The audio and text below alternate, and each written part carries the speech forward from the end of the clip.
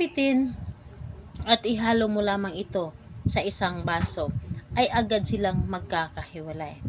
Hello mga guys, kumusta kayo? Panibagong araw, panibagong video na naman tayo. And sa araw na ito ay isa na ng video ang aking ituturo sa inyo na simpleng gabay o simpleng pamamaraan na makakatulong sa atin.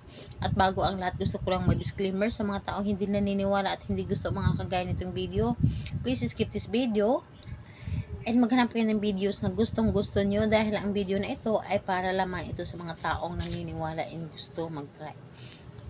Sa lahat po ng mga nagko-comment po dito sa aking video dito sa loob ng aking channel, mag-ingat sa lahat ng mga nagre-reply sa inyo na dinadala kayo sa kanilang WhatsApp, imo app upang makaiwas po tayo sa scam.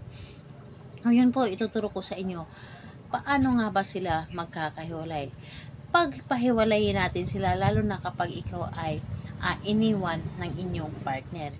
Iniwan kanya dahil siya ay sumama sa iba or sinaktan kanya. Ito ang gagawin mo upang hindi sila magtagal at mag-aaway sila at magkakahiwalay sila. Ang dapat lamang nating ihanda dito is kailangan mo lamang dito maghanda ng isang baso. Dapat po ay ganitong baso po, clear po ito. And dapat po ay babasagin. And kailangan din natin dito ng isang maliit na papel. At kailangan din natin dito ng kalahating kutsara ng asin. So yun lamang ang dapat na ihanda dito.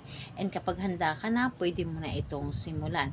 Pero bago mo ito gawin, dapat ay alam mo sa iyong sarili na naniniwala ka. Dapat ay hindi ka nagdududa sa inyong dapat na gawin, and buo po ang inyong loob sa paggawa nito. And ayun po, kapag ready na, pwede mo na itong simulan. Ang gagawin mo lamang dito, napakadali lamang. Dito sa isang baso, lagyan mo ito ng tubig.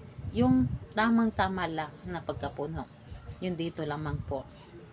So baso or tubig, lagyan mo ito ng tubig at sulatan mo ang papel ng pangalan niya, ng partner mo, at pangalan ng gusto mong paghiwalayin, yung karelasyon niya ngayon.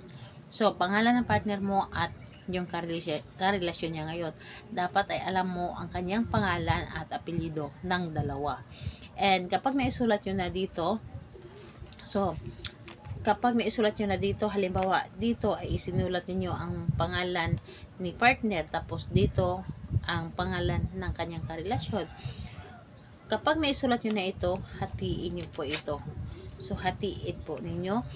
And, pagkatapos nun, kunin mo ang baso na may lamang tubig at ilagay ang dalawang papel na ito at lagyan ng kalahating asin, kumuha ng kutsara, paghalo-haloin nyo po ito.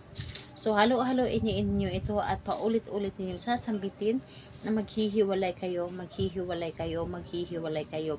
Hindi kayo magtatagal at lagi kayo mag-aaway, hindi kayo magkakasundo at maghihiwalay kayo. At kailanman ay hindi kayo magkakabalikan at magiging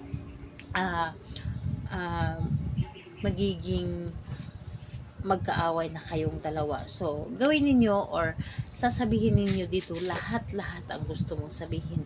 Yung tipong gaano mo kagusto silang mapaghiwalay, dito nyo po sabihin lahat. And pagkatapos nun, kung meron kayong kandila, mas maganda, kumuha kayo ng kandila at paulit-ulit ninyo itong painitan. Painitan ninyo ng kandila. Painitan ninyo ng kandila. Pero, wag naman na sobrang init talaga, yung tipong bigyan mo lamang siya ng energy. Kahit na gamit na kandila, pwede po. So painitan nyo lamang ito ng kandila at ilagay mo lamang ito sa madilim na sulok ng inyong bahay, yung hindi naaarawan, or kahit yung ilaw sa loob ng inyong bahay, dapat hindi ito nasisinagan. And hayaan niyo ito ng 7 days doon bago ninyo ito kunin at hugasan ang baso. Yung laman nito, itapon nyo na doon sa CR, sa may bowl, at i-flush nyo doon. So, ayun po, gawin ito sa araw ng Tuesday and Friday. Yun lamang ang paggawa natin ng araw na ito. And kahit anong oras naman pwede po. Ayun po, salamat po sa inyo. Bye bye everyone. God bless us all.